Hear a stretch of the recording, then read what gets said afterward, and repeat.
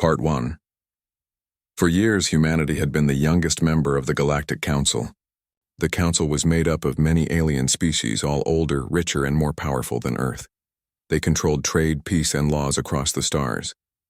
Humans had only been invited to join after proving they could travel faster than light and keep their planet from tearing itself apart.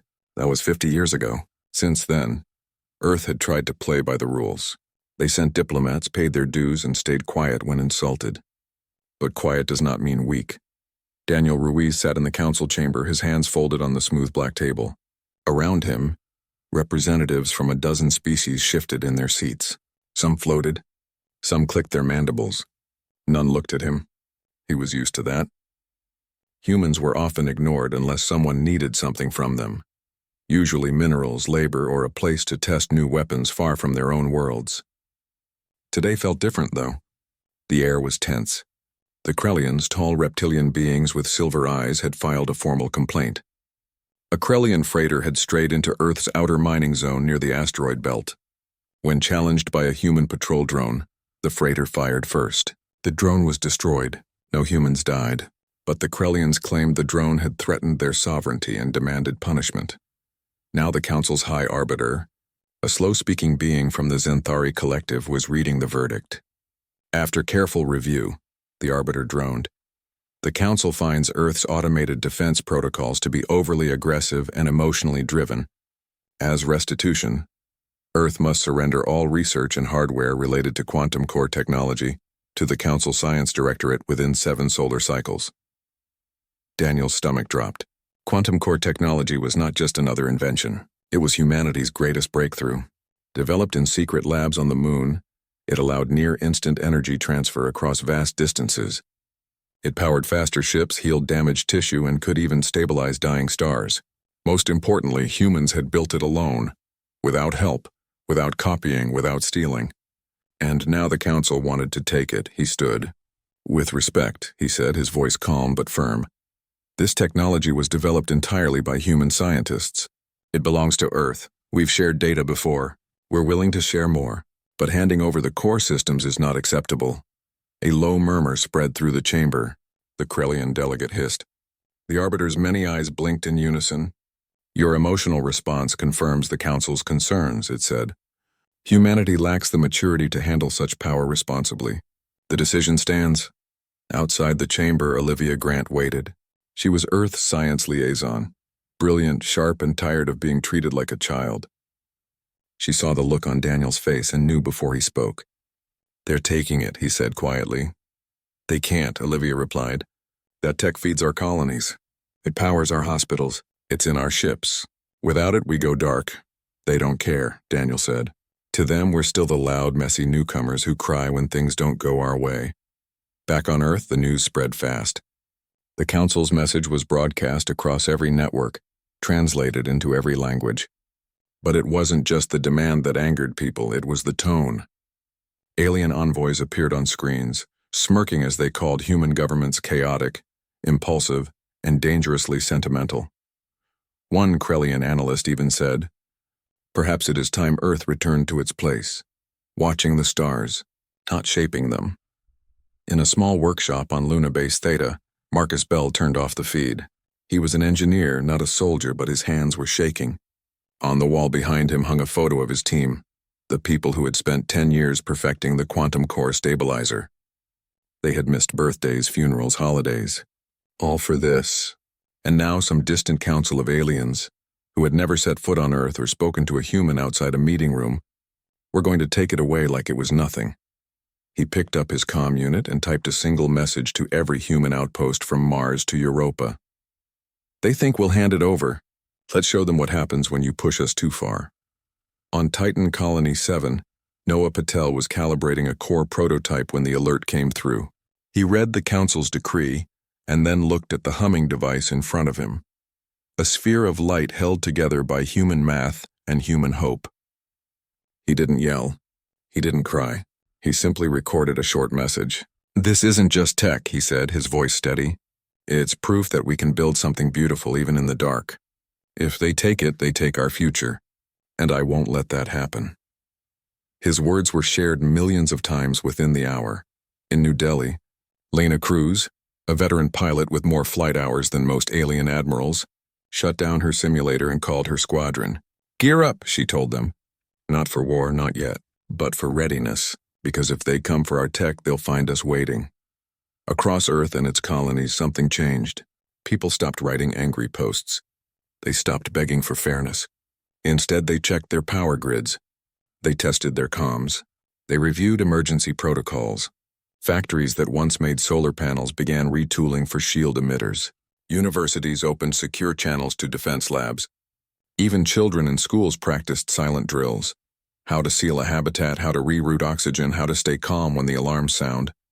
The council expected tears. They got silence. And silence in space is louder than any scream. Daniel and Olivia met in a secure room beneath Geneva. No windows. No recordings. Just two humans who had spent their lives trying to prove humanity belonged among the stars. "We can't fight them," Olivia said. "Their fleets outnumber ours 10-1. "We don't have to win a war," Daniel replied. "We just have to make it too costly for them to take what's ours." He opened a file on the table. It was labeled Contingency Theta. Inside were plans, ideas really, born from years of watching how the council operated. They relied on order, on predictability, on species doing what they were told. Humans had never been good at that. Maybe that was their advantage. Olivia smiled for the first time in days. "Let them think we're emotional. Let them think we're weak. While they're laughing, we'll be ready." Outside, the sun set over the Alps. On the moon, Marcus Bell powered up a hidden array of signal jammers. On Titan, Noah Patel locked the core lab and set the self-destruct sequence just in case. And in orbit, Lena Cruz ran a final systems check on her fighter, her fingers moving with quiet purpose. The Galactic Council had drawn a line. They thought humanity would step back. They were wrong. Part 2. The breaking point did not come from Earth. It came from Titan Colony 7, a small research outpost orbiting Saturn's largest moon. The colony housed fewer than 200 people, most of them scientists and engineers working on the final phase of quantum core stabilization. Among them was Noah Patel, a quiet man with tired eyes and steady hands. He had not slept in 36 hours, not because of the work, but because he knew what was coming. 2 days after the Council's ultimatum, 3 Krellian peacekeeper vessels arrived in orbit. They claimed they were there to secure the quantum core prototype for safekeeping, but their weapons were charged. Their comms were encrypted, and they refused to speak to Earth's Central Command. Instead, they sent a boarding party directly to the colony's main lab.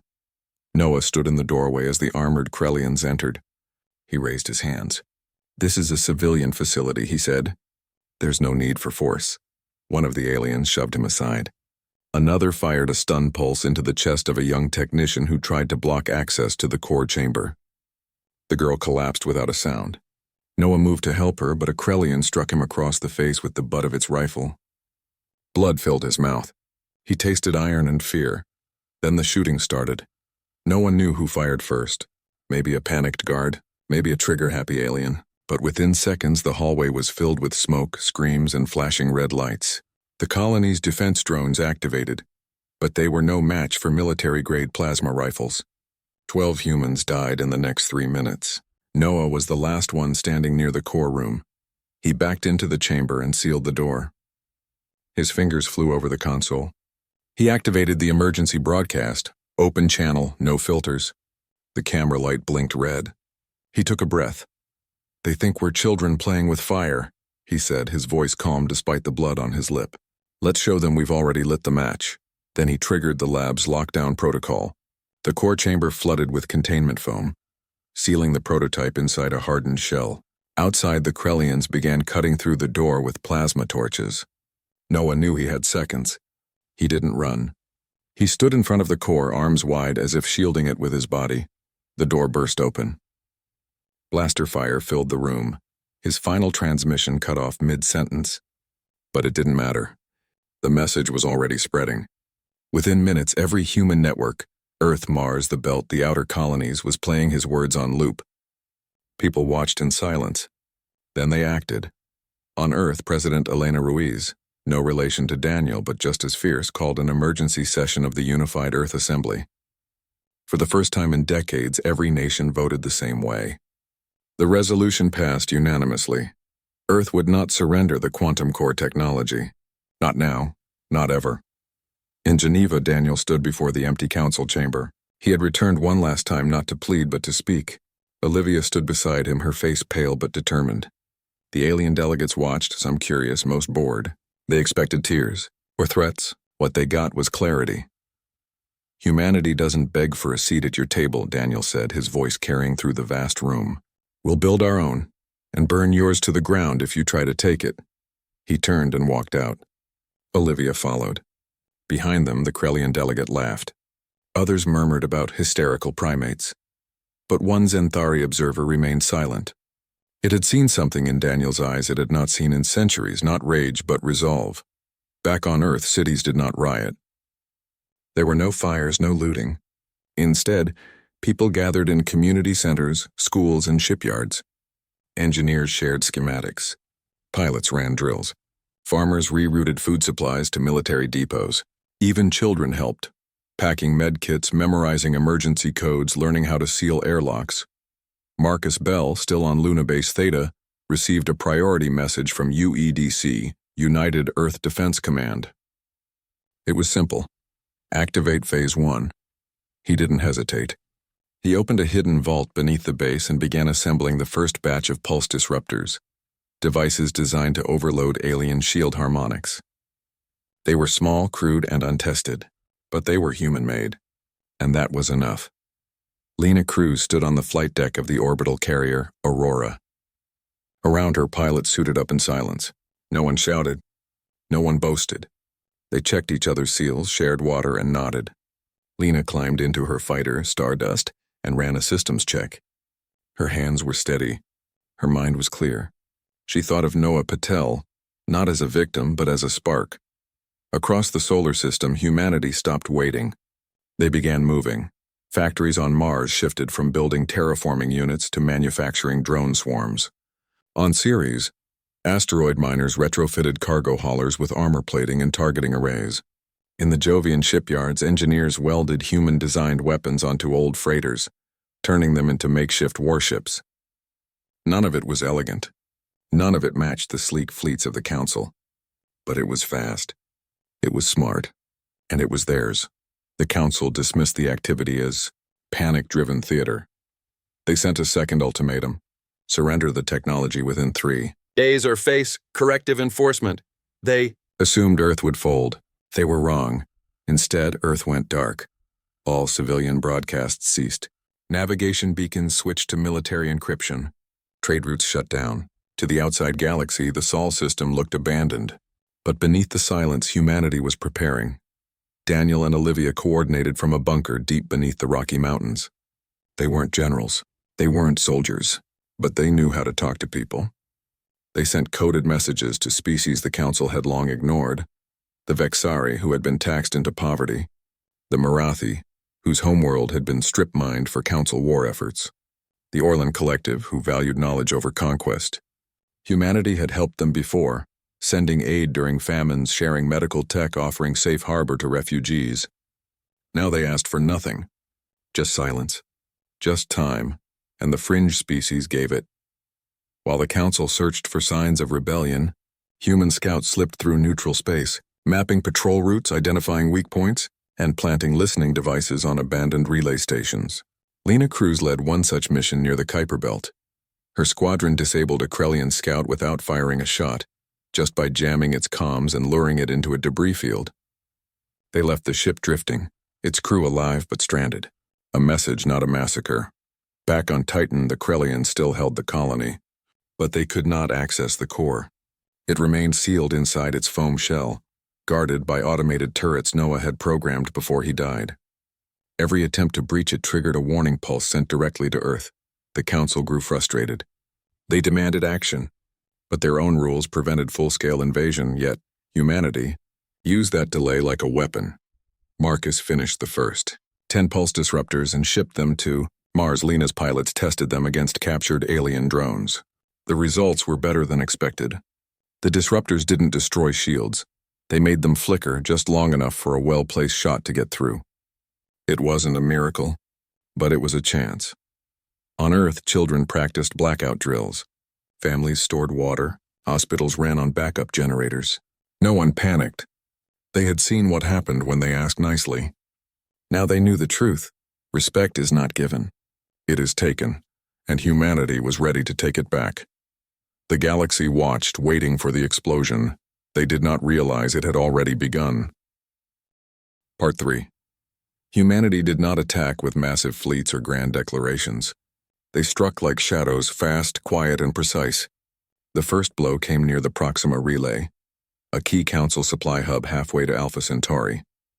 3 human freighters, painted with false registry codes and flying under neutral flags, drifted into docking range. They looked harmless. They were not. Inside each ship, pulse disruptors hummed to life. Pilots in hidden cockpits waited. When the Krellian dockmaster gave clearance, the freighters unleashed their cargo. Not weapons, but swarms of micro-drones coated in signal-scrambling foam. The drones latched onto shield emitters, power conduits, and comms arrays. Then the disruptors fired. For exactly 12 seconds, the relay station's defenses flickered and died.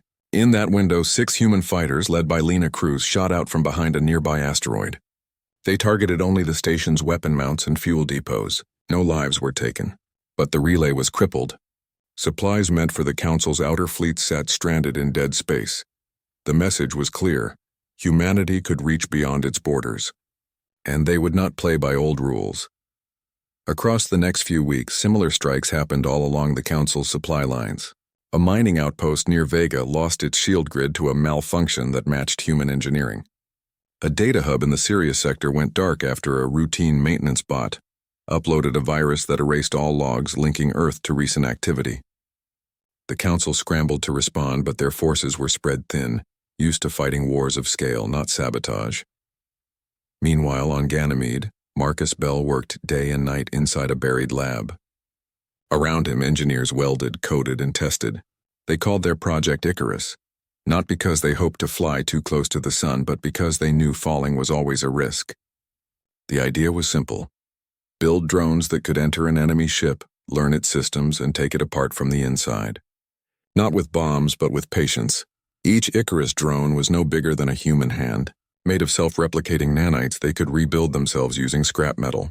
Programmed with adaptive learning algorithms, they studied shield frequencies, power flows, and crew routines. Once inside a vessel, they waited, sometimes for days, until the perfect moment to disable life support, jam weapons, or lock doors during battle. The first test was on a captured Krellian scout ship. Marcus released a single drone through a maintenance vent. Within 6 hours, the ship's reactor shut down. Its comms went silent, and its crew found themselves locked in their quarters with oxygen running low. No one was hurt, but the ship was useless. "It works," Marcus whispered, watching the feed from the control room. His eyes were red from lack of sleep, but his voice held something new. Pride. Back on Earth, Daniel and Olivia coordinated the growing network of allies. The Vixari sent encrypted star charts showing hidden routes through Council-patrolled space. The Marathi shared data on Krellian fleet rotations. Even the Orlan Collective, long silent, opened a single channel. We watch. We remember. We stand aside. It was not open support, but it was enough. Lena's squadrons grew bolder. They hit relay stations, sensor outposts, and fuel depots, but never colonies, never civilian ships. They left warning buoys behind each strike, a simple symbol, a human handprint, and the words, "This is ours." The Council called it terrorism. The fringe species called it justice. On Mars, factories churned out more disruptors. On Ceres, asteroid miners built drone launchers into hollowed-out rocks. In Earth orbit, the carrier Aurora received its first full load of Icarus units. Lena walked the hangar deck, running a hand along the smooth hull of Stardust. She thought of Noah Patel. She thought of the girl on Titan who never got to finish her shift. She thought of every human told to be quiet, to wait, to accept less. Not anymore. The Council finally realized they were losing control. Their fleets hesitated before entering human-influenced space. Their supply lines grew unreliable. Their allies questioned their strength. For the first time, fear crept into their strategy meetings. They had assumed humanity would break under pressure. Instead, humans had turned pressure into power. Then came the Helios Rift incident. A council patrol of 5 warships entered the rift, a dense nebula known for signal interference, chasing rumors of a human weapons cache. What they found was silence. No ships, no signals, just swirling gas and static. Then without warning, their shields failed. Not all at once, but one by one, like lights going out in a storm. Icarus drones had been waiting inside the nebula for weeks, powered down, hidden in debris. When the patrol entered, they activated. Within minutes, 3 of the 5 ships lost engine control. The other 2 tried to flee, but Lena's fighters emerged from the gas clouds like ghosts. They disabled weapons, not hulls. They jammed comms, not lives. The patrol surrendered. When the news reached the council chamber, the Krellian delegate demanded immediate retaliation. But the Zenthari arbiter remained silent. Others whispered. The unity that had held the council together for centuries was cracking. On Earth, people did not celebrate. They prepared. They knew the council would not accept defeat lightly. The next move would be bigger, worse. But humanity was no longer reacting. They were ready. Marcus sent the final Icarus batch to the front lines. Lena trained new pilots in silent strike tactics.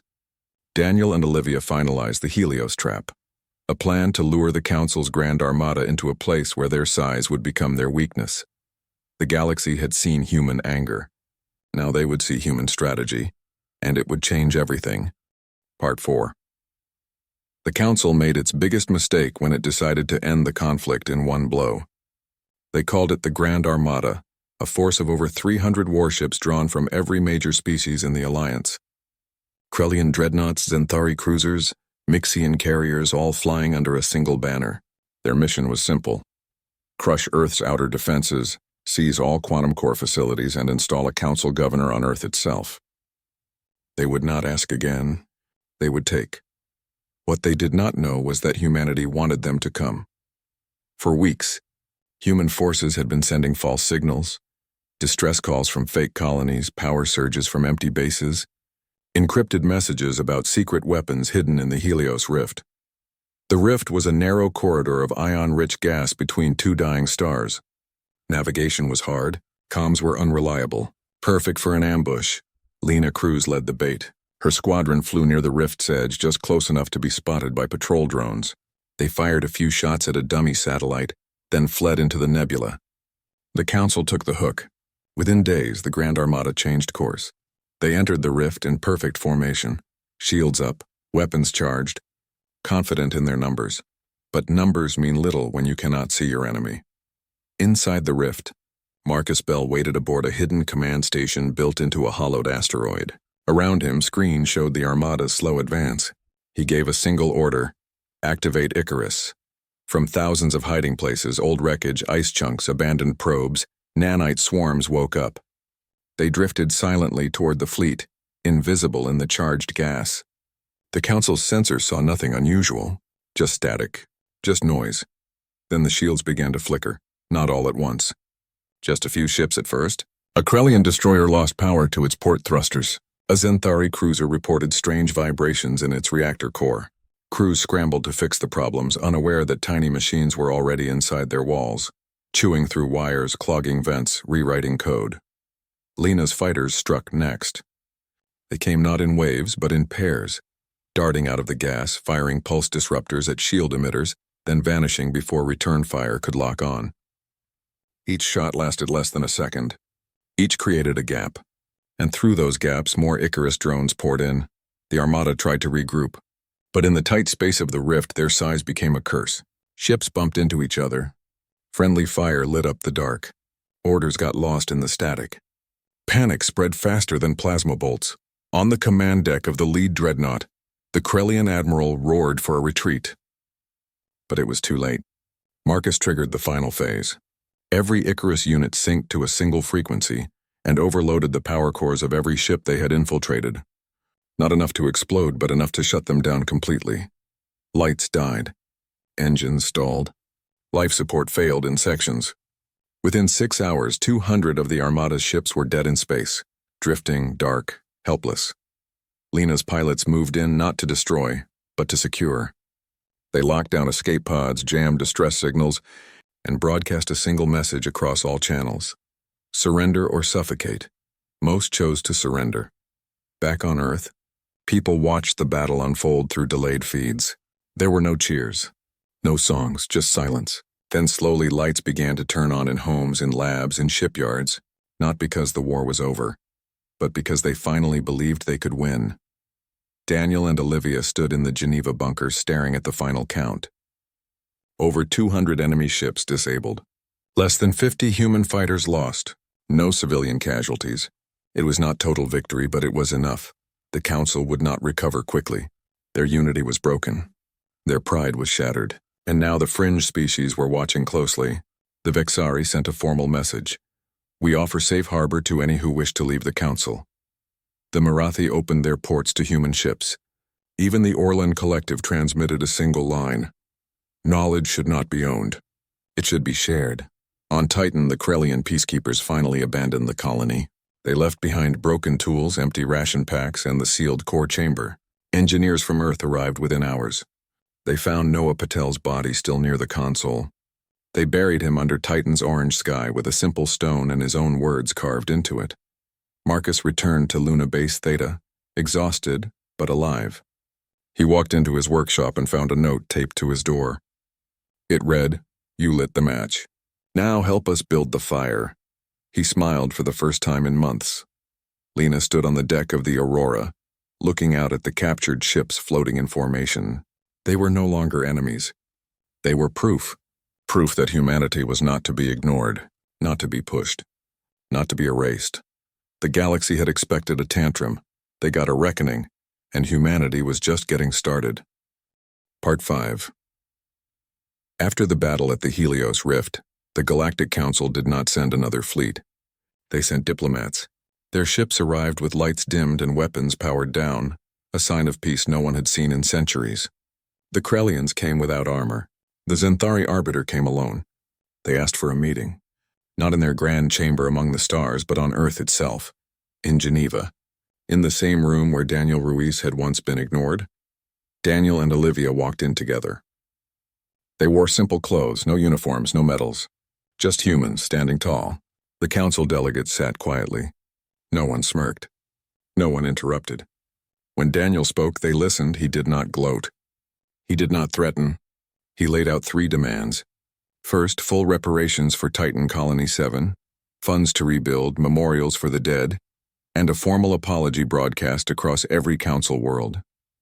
Second, complete sovereignty over all human-developed technology, including the quantum core systems, with no future claims or inspections. Third, a permanent seat on the council with equal voting rights and veto power on any matter involving human space or safety. The Krellian delegate opened his mouth to object.